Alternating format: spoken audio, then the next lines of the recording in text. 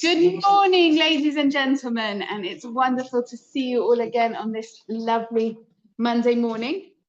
Next week again, we've got bank holiday. Gosh, there's a lot of bank holidays, but we will still be meeting on bank holiday.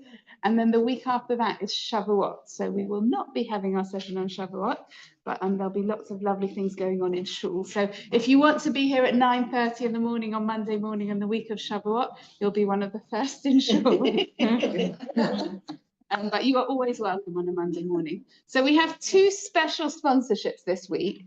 The first one is by Kathy in celebration of her grandson, or their grandson, Akiva Reston's forthcoming marriage to Rebecca Franklin on Thursday.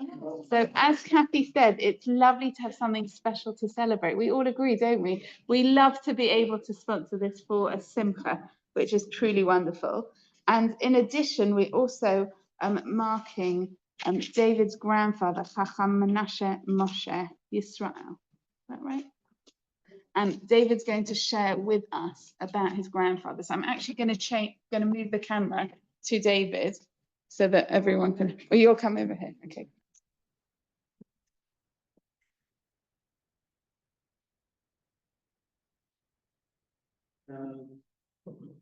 So 2 pages, sorry. Yeah, I think it's quite interesting. I mean, I would because it's my grandfather, but you know, I'm Sephardi, so it's kind of slightly different feel to it. So we just said his name was Chacham. He was known as a Chacham, a very wise man. He was definitely a man of faith. Anyway, my name is David Menashe, as some of you probably know. My grandfather, Menashe Moshe Yisrael. So how does that actually work? So he grew up in Iran, and his name was Dardashti, which is a Persian name. And Dardasht means from the outside edge. So just like the Ashkenazis, the Sephardi's were also kind of marginalized, and they were not permitted to live in the center of town. They lived in like some kind of a ghetto on the outskirts of Isfahan in Iran, which is in the Shiraz area. And as it happens, I like to drink a lot of Shiraz. So I've obviously got some of his genes in there. And his father was a guy called Moshe, and he was apparently quite a character. I've researched my family tree. I've heard, this is what I heard. He was so handsome that all the Muslim girls were infatuated with him. He was tall, blonde, and he had blue eyes. And I don't know what happened to me, but and effectively the family made a decision that they all had to leave before he got killed. I think he married several women, including, he definitely married a Muslim lady at some point. And so I've probably got some Muslim families still living in Iran. But he also married my great grandmother, his Jewish wife. And I've got this is not him. This is my great grandmother, and some of my grandfather's brothers and sisters. If you can see that they're wearing what, I mean, that's what Denise and I wear at home. Like, but you know. Anyway, so they had to flee from Iran, and they moved to Bombay. And this lady, Mujbura, who I just showed you, my grandfather's mother, they opened a fez factory, which is a bit different. So they had some kind of an occupation. They had a lot of sons and granddaughters, sorry. And their son was Menashe, my grandfather. He was probably called Imnashi because they spoke Arabic, so they pronounced things in a different way. I don't know lots about him, but I do know he was blind. His whole life he was blind. He became a Hebrew teacher, and I'm quoting from a book. I've got a fantastic book, Baghdadian Jews of Bombay, because when I say he's from Iran and Iraq next door to each other, there was a lot of toing and froing from those two communities. Anyway, so quoting from that book, skilled in the recitation of the Torah, both in Hebrew and Arabic, all of which he knew from memory. He knew the whole Torah, apparently, from memory. And he specifically was called upon to read the Torah and Tehillim in the synagogue. He is well known for his singing of Hebrew and Arabic songs at life cycle events, including the ceremony before a baby boy's circumcision, Agdilias, they call it in Arabic. bar mitzvahs, of course, henna ceremonies, and at parties. He used to have a little drum that he'd hold and play and accompany himself. Oh, I just seen him on camera, sorry. I'm a bit phased now. Yes, and his son, my uncle, said Torah and music were the two things he loved the most. His love for the Torah was of paramount importance for him. He never cared about how poor he was, as long as he studied the Torah, he was rich at heart. So yeah, they were poor people. I mean, he was a blind man, so I'm sure he didn't, couldn't earn loads of money just with his teaching. But even they had servants. In Bombay, like everybody had servants. Even the servants had servants, because the caste level there is always somebody who's below you, no matter how terrible you are. Apparently, he was also known as Abu Moshe. Anyway, going back to the name Dardashti, being Iranian, was a foreign name, and students who wanted to attend Jewish schools in Bombay, those names were not really allowed. They didn't like the fact that they had this Iranian name, so they all changed their names. And we have various branches. They took their grandfather's or their father's name. So we got the Hayim family, Gabay, Sassoon, Moshe. Now, my grandfather was Menashe Moshe, but for some reason it got swapped around at some point. So the family name became not Moshe, but Menashe.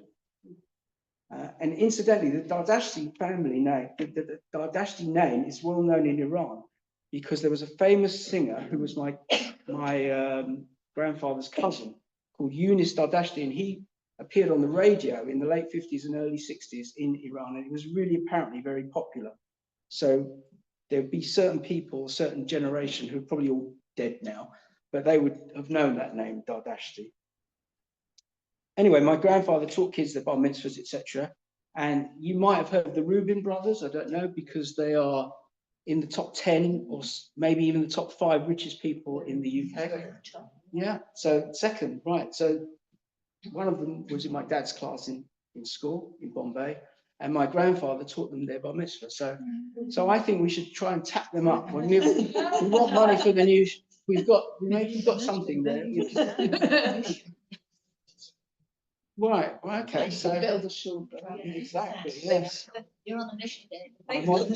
I'm on a mission, yes. There's the Shul and the school in the same building. Yes, it's where Lee Cass works. Sure that Absolutely. Anyway, all his kids, he got married. He had 10 kids. 3 of them died in infancy, as that was the norm in Bombay in those days. But 7 of them grew up, had families, etc., etc. They mostly all left Bombay, of course, including my dad, who came here in the 1950s. My grandfather stayed there in Bombay till 1967, when my dad then did actually bring him over. So I did meet him once or twice. He was a cool guy. He didn't survive long in England, though. He died in 1968, and he's buried in Hoop Lane.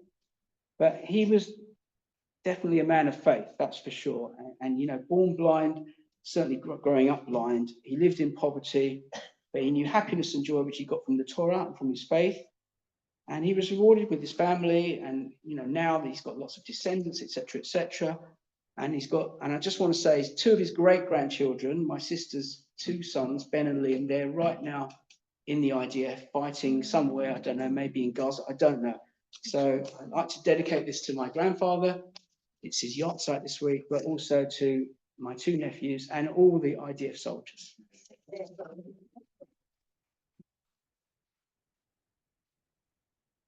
That's really beautiful, David. Thank you for giving us an insight into Chacham Menashe Moshe Yisrael. And please God, all the soldiers should be safe. As we know, there's a lot going on right now. And Hashem should just protect them all. If anyone wants to come bring chairs round or sit, there's a few chairs over here. If you're more comfortable doing that, please do feel free to shift around. Okay, so I'm going to share 2 beautiful emails that I received this week.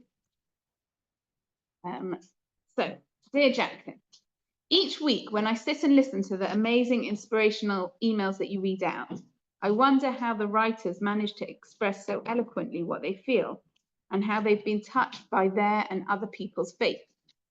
that incredible instances of bravery, love, sacrifice lead the writers to believe that God is there and in charge.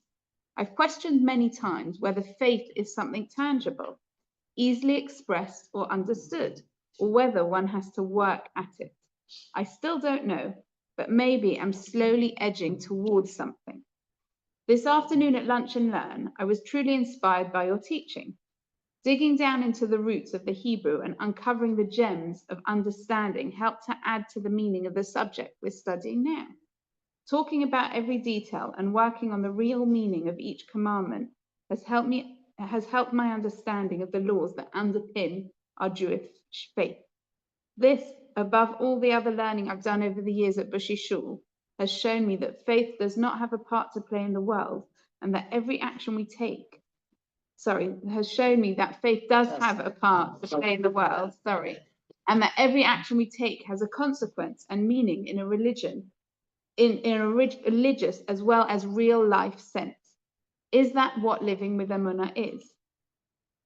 I would say that that's probably a really interesting place to start, right? The more that we learn, and I think this connects with what David said, to be a chacham, to be someone who, the way we talk about a sage, and it's interesting that that term is used in the Sephardi context as a form of honor. Maybe we would say a rebbe or reb, but I think chacham is actually more appropriate, because when we talk about someone being a scholar, we say that they're a talmid chacham, which means that they're learning wisdom. We never say that someone knows everything. And I think chacham probably reflects on that we're all constantly striving and acquiring knowledge. And obviously, your grandfather had an immense amount of knowledge. I mean, to know the Torah and Tehillim off by heart is unbelievable. But I think all of us are on this journey. And I think that is where we can find more faith, is the more that we learn. And I'm going to be sharing soon about a rabbi that I had the opportunity, like many of you know, straight after this class last week, I ran off and I got to hear from one of the great rabbis of our generation about his faith. And even if I've not worked it all out myself, learning from other people definitely helps me to grow. Okay, so another email.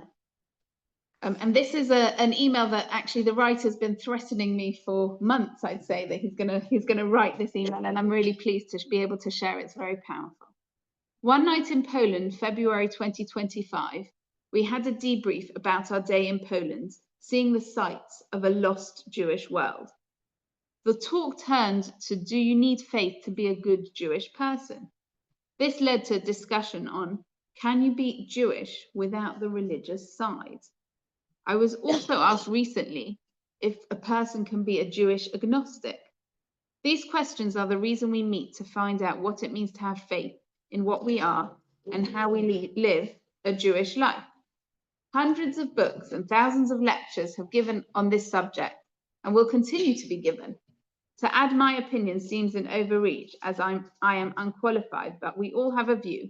It is just locked inside us. We know that Judaism means that we have just one God. How we follow that rule is the challenge. 3,000 years of history and belief, and we still are asking basic questions about how we should try to find answers to the reason why we still believe in being of the Jewish faith. Being born Jewish does not get you an answer. It is how you believe which defines you. It would be so easy to just change to another belief, to ease the hate laid on us for being Jewish. If you remember, I think right near the beginning, we spoke about when someone converts to Judaism post October the 7th, and you think like, what on earth are you doing? Do you know that they hate us, right? It would be so easy. Other religions have, by the sword, forced Jews to change. Romans, Arabs, Christians have all threatened Jews to convert or be killed. Did it satisfy these people after the forceful conversions? No, it did not. As once Jews had become the other religion, they were never trusted because they changed. Catch-22, as they say.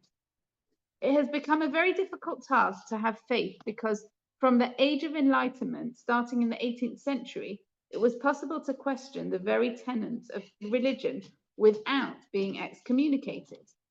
Once the liberal ideas of how to be Jewish took hold in Europe, the Jewish world was torn between strict rules of halacha or between a modern way to express faith. Questions of faith was never an issue in those pre-emancipation days, mainly as we could not be assimilated anywhere because of the laws forbidding us from having a nationality. However, in the 19th century, what we might call reforming Judaism took hold. In a modern world full of science and explanation of how the world was formed, it is difficult for people to come to terms with belief which does not seem rational. Let me ask, why faith? Does faith give hope, or the other way around? Does hope give faith? In times of hardship, does faith give us the strength to endure? Without faith, can we endure? What is it to stop somebody saying, I am born Jewish but do not have faith? Nothing, actually. However, they, like the Jewish ethos of doing good for our neighbors, which comes from our Torah. My argument is that you cannot take just the moral ideals of Judaism without the understanding where it came from. To do this, you have to have knowledge of what Judaism is in practice. Hillel said, all you need is to love your neighbor as yourself. He was a great rabbi, so had the knowledge and love of God. If you want to use our ideals, then you should do something to show that you understand why. If this means lighting candles on Friday night or keeping a kosher home, to do that would make more of a Jew and preserve the Jewish life for the future generations. Perhaps study texts of Torah to understand why we should do good deeds. We are a doing religion, with obligations to being a Jew. If we lead a religious way of life, it can be a code to live by. If we lead a religious way of life, it can be a code to live by that can give a purpose and structure to our lives. It is hard to do, but very satisfying if you do. Do we need prayers in a siddur to speak to God, or can we speak directly to God? If you are looking for the right word, prayers will help. But if you can, then use your own words. As we are told God will listen to, is that better? What effect in the last 150 years has Zionism had on the Jewish world? The broad spectrum of far left to far right Zionism comes from the longing for a national home for Jews in the land we came to after we left Egypt. The modern world, which saw world empires of Britain, France, Germany, Russia, Turkey, and others crumble, giving independence to countries ruled from Europe. The Jews were unlikely living outside of the place that was home. The Jews were uniquely living outside of the place that was home. We know that wars and political pressure enabled us to have our own land. Some thought, as we have a Jewish state, that we could live a secular life as the land was now Jewish. The fact you live in Israel was enough to identify as living a Jewish life. Leave it all to the religious community to be the religious conscience of the country. Israel is divided about this still, with some places Shomer Shabbat and others secular. At this time, it will be interesting if the country will become more religious due to the enemies that surround the country. Over the last 76 years, there have been many times of hard struggle, but the last incursion may open the eyes of the secular to having something more to believe in. Could I do much more to live a better religious life? Of course I could, but I find what I do I can live with. I'm not saying you should just be content and sit back, as that is an easy way. Strive for more learning and information and improve if you can. I always say you should show your children the way, and if you follow, the job is done. If they do not, then there is still work to show them the path. So I think there's so much in that beautiful email to unpick, but I want to focus on the last line. I think that it's too easy for any of us to think, well, our children are at a certain age, they've made their choices, they've decided on their life path, and now it's up to them. I love this idea that actually we can always help to inspire those around us. We never draw a line on anyone. We never give up on anyone, and we never box people in any way. We can always share more of our Yiddishkeit. And I think that, in parenting particularly, but generally in life, talking about something isn't really the way to do it, right? Because no one likes to be talked at. Showing people doing that and doing with love and doing with faith. And I think that's really a very powerful idea that we can still work on. It's never too late. You never give up on anyone. And I think that, there's a lot of outreach and a lot of the outreach organizations, which are all about the young adults, right? The 20 to 30-ish year olds. And then sometimes we have discussions, all young families, and we have discussions with people, and we talk about the idea that actually within our community, one of the most amazing things that we've seen throughout the time that we've been here is how different people of all ages are able to learn more, grow more, connect more, feel more. And I think that's something that's really, really powerful. So I shared with you all last time about that Emily Damari came to Highgate Shul. And I'm going to repeat just because not everyone was here, but one of the things that I spoke to the Rebbetzen after Shabbos, so she'd come for the Tottenham game, but she really wanted to go to Highgate Shul, and she sat in the seat that they'd left for so many days with her picture on, and it really was unbelievable. They said there were more people in Shul than there is on Yom Kippur, really unbelievable. And when she stood up in Shul, she read out the verse that I read to you last week, which was Mizmor LeTodah. Now, again, this is someone who is a very secular Israeli, did not grow up with, and when we say secular in Israel, it's different to secular here. I was explaining to Michelle actually in the office before that, we met some secular Israelis once through Belmont Shul, some soldiers who'd never been in a shul before in their life. These were people in their 50s and 60s.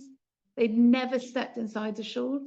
So we're not talking about Yom Kippur Jews or occasional Yom Kippur Jews. We're talking about people who are really secular. I'm not talking about Emily particularly because I don't know what her background is. It's very possible that she had been to a shul before, but she grew up in a secular kibbutz. And when they were in Gaza, in the tunnels, they found a siddur, and the Tehillim, the verse that they decided to say, and I feel it's very powerful, that connects to David was talking about being an expert in Tehillim. Tehillim has an amazing way of finding the words to say when you don't know what to say, but the words that she chose to say multiple times a day, every morning when they woke up and they were still alive, was the Tehillim that says thank you. So my friend Shuli Liss, who's the Rebbetzen of Highgate, she made these beautiful cards, and I would like that you each to have one of them. Actually, yeah, thank you. And actually, next week we have another special Emunah merch coming all the way from Israel. Eleanor's coming back from Israel, and I've got something really special to share with you next week. I'm not going to tell you yet what it is, but I'm super excited because it took quite a long time to be able to bring them across. But I think having something tangible, to be able to say thank you every day, even if things are hard. If you want a shorter version of a thank you prayer, the Modeh Ani prayer, that's right, that we say right the first thing when you open your eyes, that's something that you can say as well. But I think this is really powerful to have this in as what Emily said. Yes. Interestingly, at Akiva's Ruffle on Shabbat, the rabbi's sermon to him was about this. Amazing. Going into marriage with this, right. Saying thank you and being grateful. Being grateful, beautiful. I think for relationships, have gratitude as the bedrock, to be able to find what to be grateful in all the people around us. I think that's really, really beautiful. Isn't it amazing how nothing's coincidence, right? We've learned that by now. There's no such thing as coincidence. I said to my daughter, we just learned everything, about this. Yeah, everything connects together. Everything connects together. So one of the things I shared on the WhatsApp group was the article last week. I forgot the name of the person who wrote it. Remember the name? I can't remember. I put the article on the group. But anyway, this was a WhatsApp message someone sent me. Some people write the most beautiful things. As you can guess, I've just read the article you shared. So if you haven't had a chance, if you remember, I read the beginning, but it was really a very long article, but it is truly, truly beautiful. Okay, so like I told you last week, I rushed from here and I went to the Mizrahi morning of rabbinic morning where we got to hear. I didn't hear the classroom of Shachter, but it was wonderful just to be with him. And then Rav Rimon, who is I think he's the chief rabbi of Gush Etzion, and he's a very, very big rabbi in the Mizrahi world. He really is the person that everyone turns to. I shared a short story of his that he'd shared with us on Friday morning. I shared with you last week about the little girl who's 9 years old, who's lost her father fighting in Gaza, who wanted to know, if the resurrection of the dead will be straight after Mashiach comes. and if her father will look the same as he did before. So like, this is a little 9-year-old Michal, and these are the kind of questions that he's dealing with. But so I wanted to share some more of what he shared with us, because it really was truly, he's an amazing man who lives the reality of what's going on there, and gave me so much hope. And I think the faith that he has is something that we can all tap into and all learn from. So just as a few examples, he was trying to explain to us how amazing our people are. I think sometimes, you know, we hear these stories and we almost like, you know, the more we can realize what an amazing people we come from. And the way that he sees it really is from the questions that people ask him. If you remember, I shared about the soldiers who wanted to know if they could drink the water. They hadn't had anything to eat or drink in 3 days, and they wanted to know, is it stealing to take the water from the homes of the kibbutz that they just defended? It's like unreal. And this was one of the questions from one of the wives of the soldiers. This lady had just found out, she has 5 children, and she'd just been diagnosed. She just found out that she has brain cancer. Her husband is fighting in Gaza. She wanted to know, should she call him? Should she tell him? Because then he'll come back to look after her. Or does she let him stay there because what he's doing is so important for the Jewish people? That's the level when we talk about, you know, sacrifice for our people. So we all think about the soldiers, and 100% they're sacrificing. But we think about their families. What a question to even ask. You know, Elchanan was away over the weekend in New York. He's just got back now. And how many times did I grumble about the fact that I was trying to organize everything? And, you know, this is a woman who's, I don't know how many times her husband's gone in, right? And she even had that question to ask, right? That was the question. And I think one of the things that he was explaining, and especially in the Mizrahi world, which is the religious Zionist world, the conviction of these soldiers, and that is the demographic that has lost the most lives, like for sure. It's been like unbelievable. They keep going back in because they are so determined in this cause. But you can hear why. If a wife's asking that sort of question, standing behind her husband, it's truly remarkable. They have this real sense of shlichut, this real sense of being on a mission, and their mission is so clear to them, and to their families. But it's really hard. It's really tough. One of the things Rav Rimon shared was that after October the 7th, as we've shared many times, the unity was really something special to be able to see. The unity in amongst the Jewish people was really like an amazing thing to be able to see. But then he had a question. He said, you know, not that he understands, but he could see one of the consequences of the terrible things that happened on October the 7th was that it brought our people to unity from a place that was so divided and, you know, on the brink of civil war, and in such a terrible place we were as a people, and it really brought us together. And then he said what he doesn't understand, or what he wanted to ask a question on, is if the point was to make us united, which let's say that was one of the points. We don't know why God does what he does, but definitely one of the lessons we learned was to be united. Why are we disagreeing again? Why are we fighting again? Why is Hashem testing us again? Right? He has such a clarity, Rav Rimon, that unity was something that came out of October the 7th. So why is there this discord again? And it's interesting because he said like the machloket that's happening at the moment, the arguments are about the hostages, about continuing the war, these kind of arguing between them. But actually, if you look deep down, and Johnny shared this, Daniel shared this on Shabbos as well, everyone agrees that we want to bring the hostages home, right? Everyone agrees that they want the war to end. It's just a matter of how. So it's interesting that there feels now again that there's such strong disagreements. And what Rav Rimon is suggesting is, if the lesson we were meant to learn was unity, unity doesn't mean that we all are going to agree. What he was suggesting is maybe the lesson is, how can we disagree with each other and still be united? Is there a way? There's something, we were all connected, right? Everyone feels for the families of the hostages. Everyone, desperately wants them to come home. But people have very, very strong views. Can we learn as a people to have very, very strong views that differ from each other? And we can still hold space and still feel united and still feel as one people. I don't know. What do you think? Is that something that we can do as a people? We have to. It's the only way, right? It's the ideal. That's how we've survived all these years. Determination. right. Don't have to agree, but you're determined. Right. It's also about mutual respect. Right. So and Different ideas. right. Yes. Right. Right. We don't need to all agree, but we need to be together. Should I say that we were really social media is really how conflicted he is internally, and he's arguing with himself that there is not unity, but also within ourselves.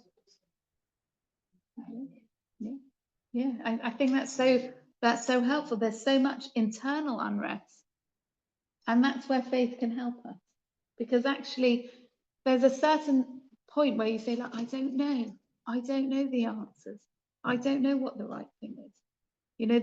The whole discussion around the Haredim drafting, and it's really interesting speaking to different people, right? So our son Reuven, even though he was born in Israel, he's not Israeli. He's learning in a very Haredi yeshiva. We had a whole discussion about, are we doing the right thing? Should we be sending him to the army? My brother's sitting and learns in Kollel in Yerushalayim, right? While this lady's husband's out fighting in the war. Is that the right thing? Can we hold that? Are we big enough to be able to hold that there's different ways, and that there are different avenues to approach this? I've touched a chord, right? But can we hold that? Are we big enough to hold that? I was just thinking as you were talking about especially on the counselor, and when I'm counselling a couple and they have different view of parenting, how do you hold both? And you're wanting the same thing for your own child, you're holding two different ideas. And so how do you hold both? That's my job. Right. Someone told me once that I learned a phrase, both and. Yeah. Right? You can have both and. You can hold both things, and you can still find a way to hold each other. But I think that the one thing that we do know for sure is to hate each other doesn't help. Right? That was the October the 6th, sorry, I should say that real hatred that doesn't serve anyone. And I think that has shifted. So even in terms of like the Haredi, draft and all that, it's a really raw nerve. And even to like bring it up in a space, it's something that you feel like I don't really want to talk about it. But even with that, like there has been an understanding between different groups, right? There has been more of a commonality if we look for it. I'm not saying everyone, but if we try and look for it. And one of the things that we have to fight against is the media that tries to stir it all up and tries to make us hate each other, right? But if we can look at another Jew, and actually let's take it away from Israel for a second, because it's so easy to point to the Israelis and say they need to get on. Let's take it back. Let's bring it to Bushy. Let's bring it to our family. Let's think about how there's so many differences. Can we get along? Someone just told me how this person I was speaking to yesterday had not been in contact with their child for 25 years. It happens. How rifts happen like that? It happens. But I think to think about, and now they're back in contact. That was the lovely part of the story, that they've come back into contact in each other's lives, which is so beautiful. The historian, Yeah. comes up again. Yeah. And this great divide. If you go back to the 1930s, what was British controlled Mandate Alistair, the fighting between the Haganah organization and the Irgun was such that the Haganah people were now the British and telling the British where the Irgun were. And there was almost a civil war. And in fact, just after the state was declared, the Altamina, the ship bringing in arms for the Irgun, was shelled by the Haganah to stop the arms coming in because they didn't want a separate army. Within there was one army, and that was it. But it took a great man to heal the rift. And fun enough, it was Ben Gurion and Begin who brought the two sides together. Begin realized that this was not the time for a civil war. And as we're saying, I think sometimes you just need somebody to bang heads together and realize that the differences need to be brought together. Yeah. And I think we're missing somebody at this moment. Yeah. Who can do that? Yeah. So the leadership piece is huge. Yeah. And I think that it's really challenging because one of the things actually the Gemara tells us that in the time coming up to Mashiach, it says the Pnei Hadar Pnei HaKelev, right? The face of the generation, which we could translate as the leadership of the generation, is like the face of a dog. Leadership will become really challenging, right? There's lots of ways to understand what does it mean. What is a dog? What's the essence of a dog as a leader, right?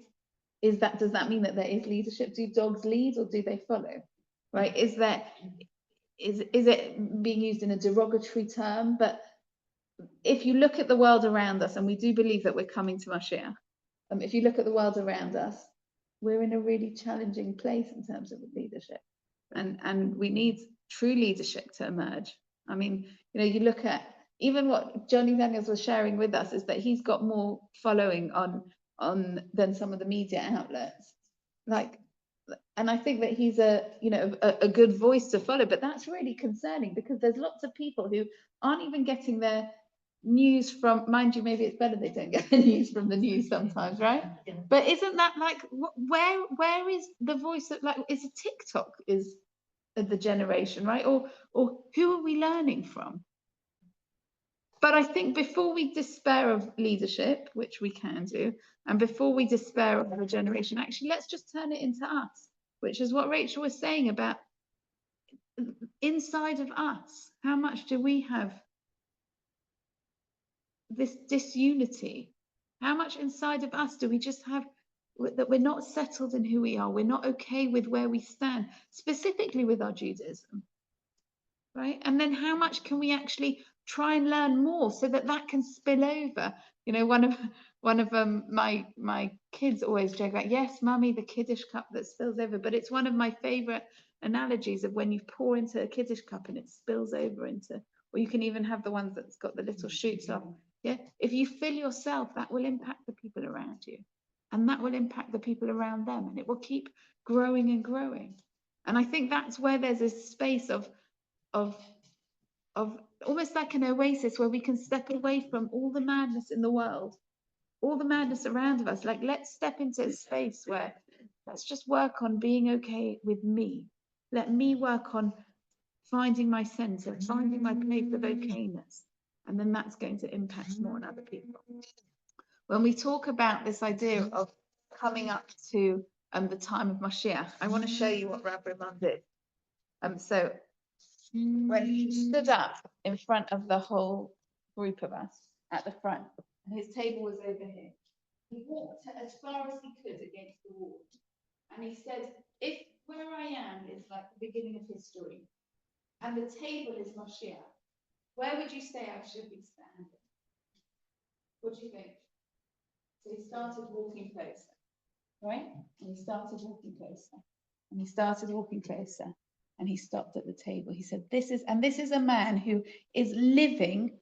We are in the times of Mashiach. He said that never in our history have you seen what we're seeing now.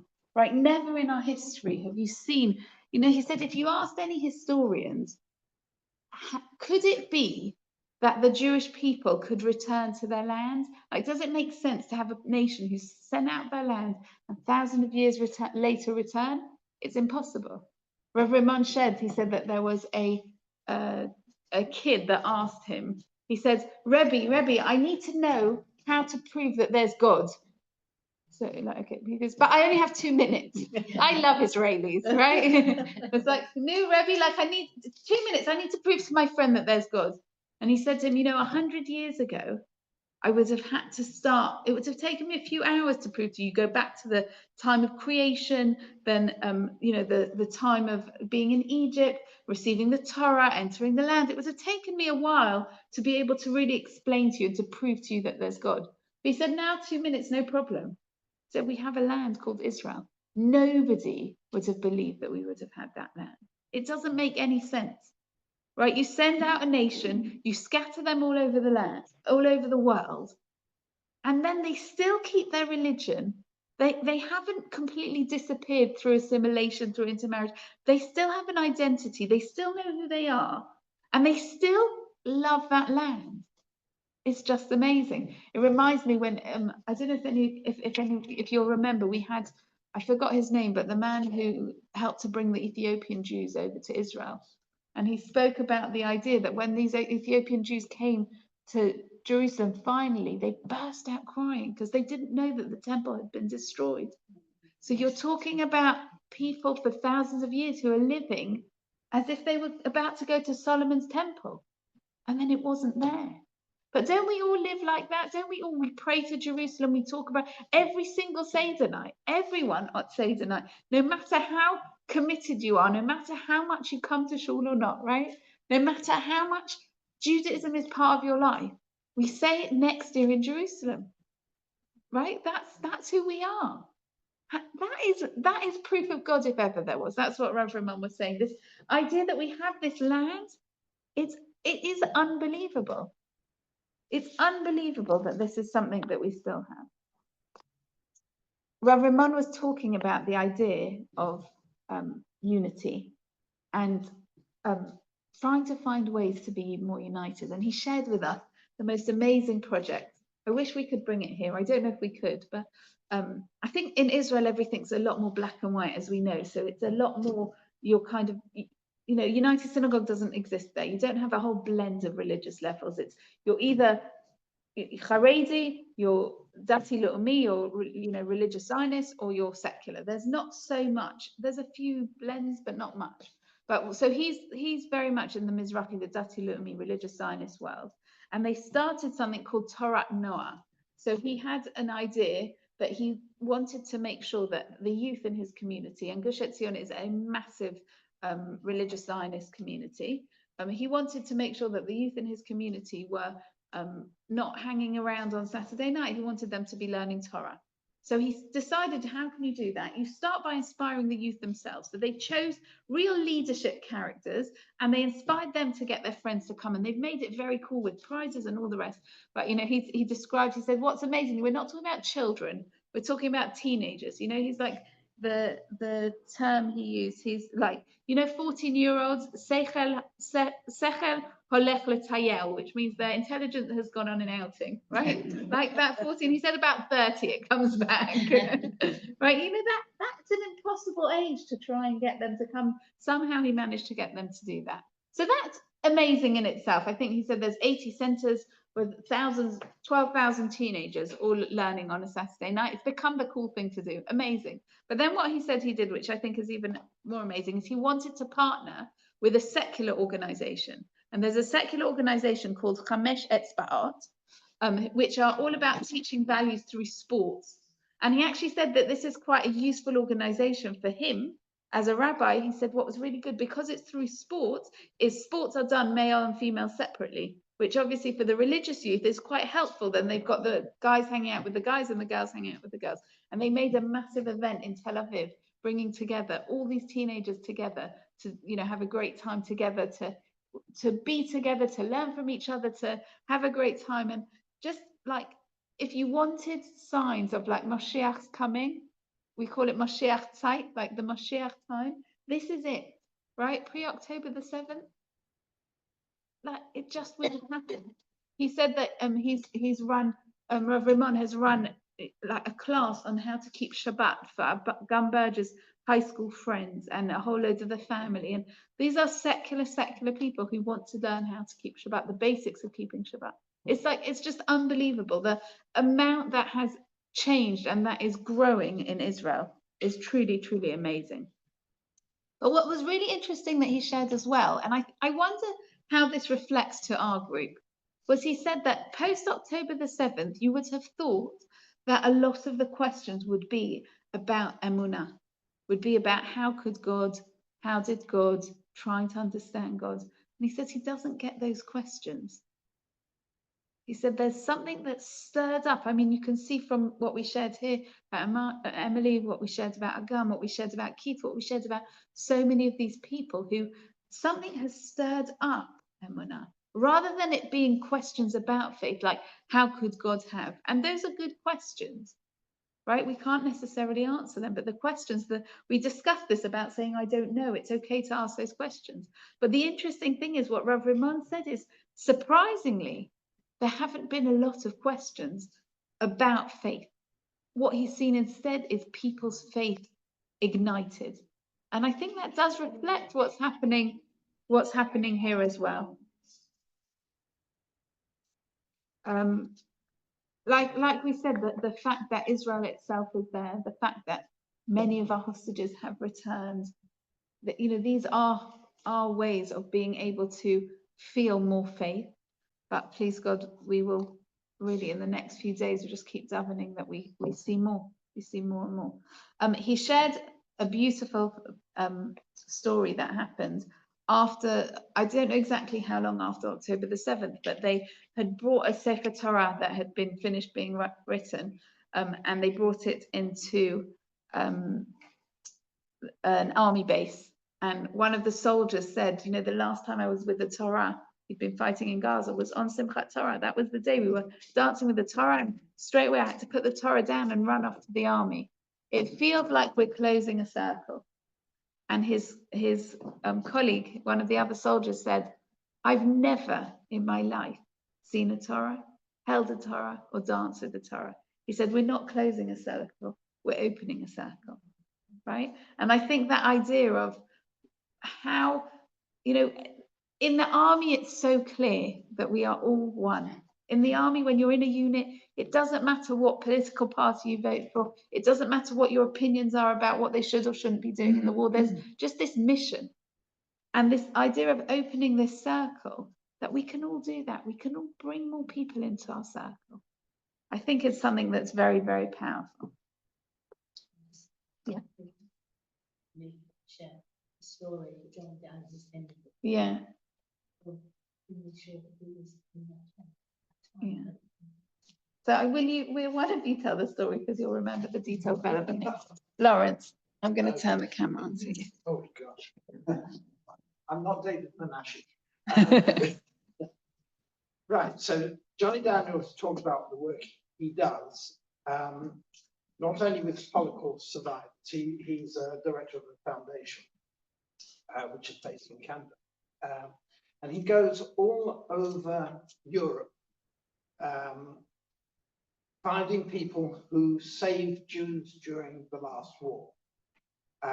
Some people say 50 people, some people one, it didn't matter. He goes around and he presents them, especially at Christmas time, with a Christmas tree and presents, so they have a decent Christmas. He's paying back the debts that we owe them.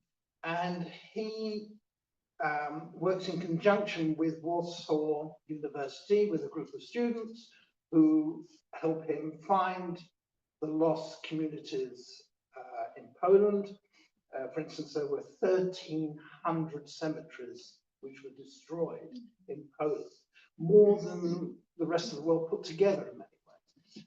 And he goes out looking. And he tells the story of a town, village they went to, which before the war had about 6,000 people living in the village. 3,000 were Jews, 3,000 were Poles. And they lived together, in quotes, happily, because they were all poor. There was no rich one, no poor one. They were all in the same boat together. So they worked together and lived together and knew each other. And during the war, there was this man, who's a man now, he's in his late 80s, who was a little boy. And he remembered when the students went to the town and they talked to the students, he told his experience as a young boy. When the Germans came to round up the Jews in the town, and he remembers as a little boy looking out the window and seeing a man with a white beard. It could only have been the rabbi. And what shocked him was the rabbi was running, and he'd never seen anybody of that age run. His father then pulled him away from the window because the Germans were in the town as well, and he didn't want his son or the Germans knocking on their door. So he pulled him away, pulled down the blind, and then there was a knock on the door and they froze, thinking it was the Germans. But the father thought he'd better answer it. So he went to the door, said to his little boy, stay there.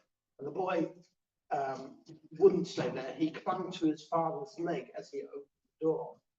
And there was the rabbi holding something, which he gave to the boy's father and said, look after this, only give it to a Jew when you can. And he then disappeared. And they kept, which in fact was a scroll. And the students had said to him, well, have you still got it? And he said, yes, I've still got it. And they said, well, can we have it? And he said, are you Jewish? And they said, no, but we know someone who is. And they quickly phoned Johnny Daniels, who was in another part of the town, who came running over. And the man said to him, are you Jewish? And he said, yes, I am. He said, well, then you can have this. And he gave him the scroll, but there was only half of it left.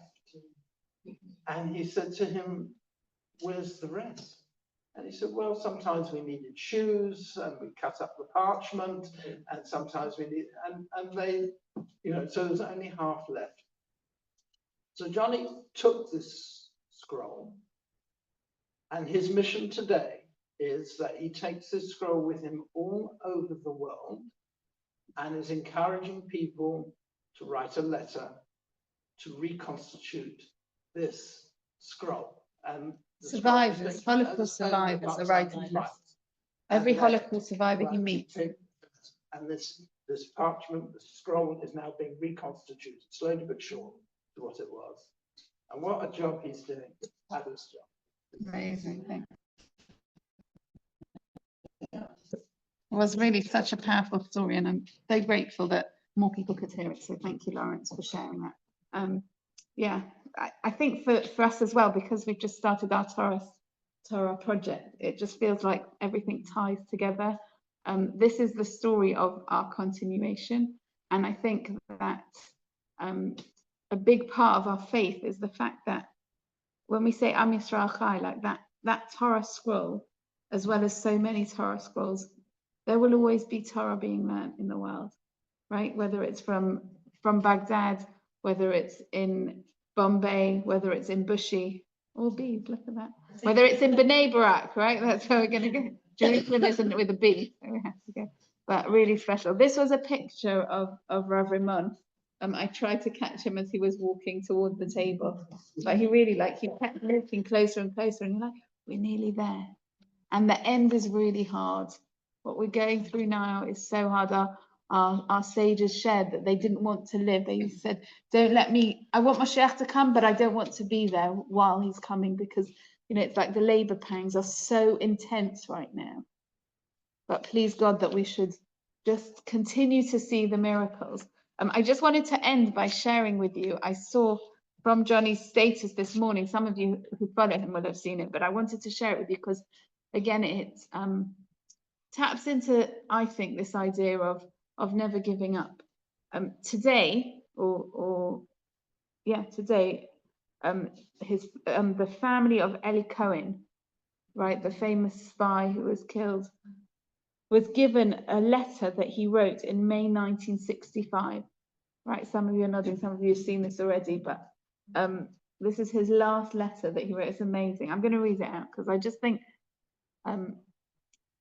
it shouldn't need to be that at the end of someone's life we kind of realize what really matters. Like, that's part of what we're doing here, is we're realizing to say thank you every day for the things that really matter. But listen to this amazing letter.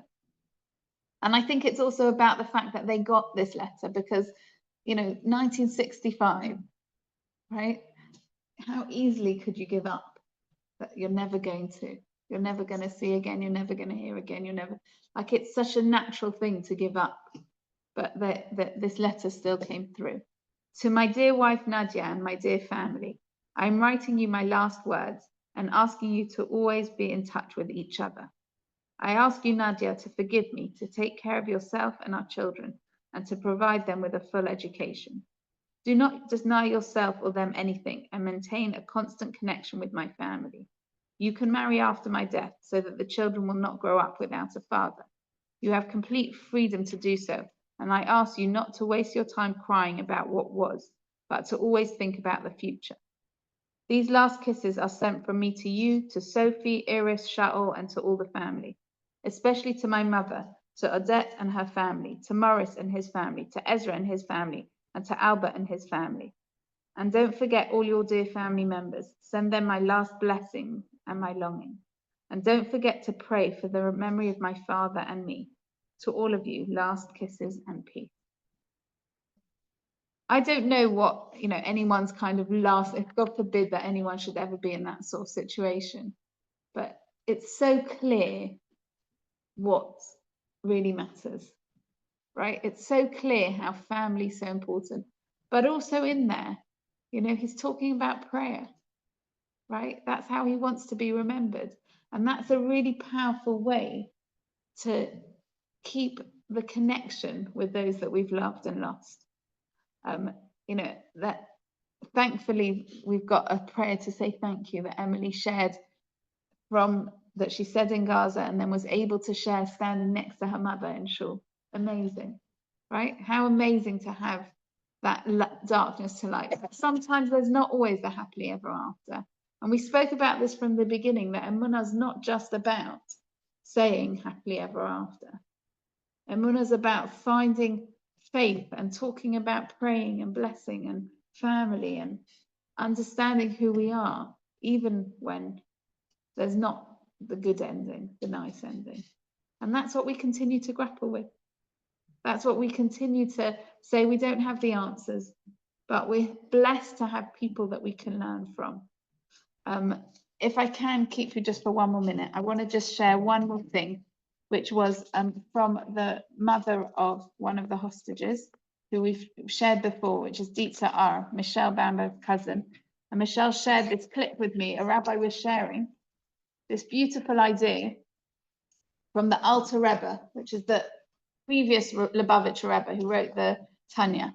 There's many rabbis from Lubavitch. I think this was the second Rebbe, is the Alter Rebbe. And what he said is that to be positive and to think hopefully and to always focus on the good can sometimes be really challenging, right? Sometimes we need to be in that sad place, be in that place of pain, be in that place of despair. And what the Alter Rebbe shares with us in the Tanya, he says that what we should do is we should make an appointment. We should make a fixed time where that's what we can focus on. And then when those thoughts come to us, when those difficult, challenging thoughts come to us, we can say, I'm going to think about that during that time. Right now, I have to get on with what I need to do in life. Right now, I've got my purpose, I've got my drive, but what I need to do, this is a tool that he teaches us, so I need to think about those things. I've made an appointment. I will think about those things that are bringing me down, but just not all the time. And Dietza R., Avinatan's mother, shares this idea. She shares in an interview that she gives herself till 11 a.m. every day to think about how terrible things are for Avinatan, to say her Tehillim for him, to try to be with him, to try and really focus on all the terrible, terrible things. And then after 11 a.m., incredible strength this woman has. She says, right, now I need to get on with what needs to happen. I need to do the things that need to be done today, right? I need to fight the fight. I need to do all the things I need to do, but I can't bring myself to that place. And when those terrible, terrible thoughts come back, she says, right, I'm going to think about that tomorrow morning. I'm going to put that, I'm letting myself. And interesting, she said, if she says that I'm not thinking about them at all, what's going to happen? It will just explode, right? It's just going to come out everywhere, right? And if she says that she's going to think about them all the time, what's going to happen? Can't get out of bed, right? You can't get on with anything. She wouldn't be able to give her talks and advocate for her son and go to meetings and just do all the really important things, even to eat, right? She wouldn't be able to do that. So she quoted, she says that the place she learned this from was from the Tanya, which is this text from the Alter Lubavitch. So this idea of making an appointment. We've got the idea of being able to pray, to say thank you every day. Also make those appointments. It's okay to feel despair. It's okay to feel sad. It's okay to feel all the different feelings we want to feel. But I think that's a really fascinating tool that we can see that this amazing, amazing lady who we keep learning from. And please God, her son, Elkanah ben Ruchama, all the other hostages, we should see them home speedily soon. Have a wonderful week, everyone.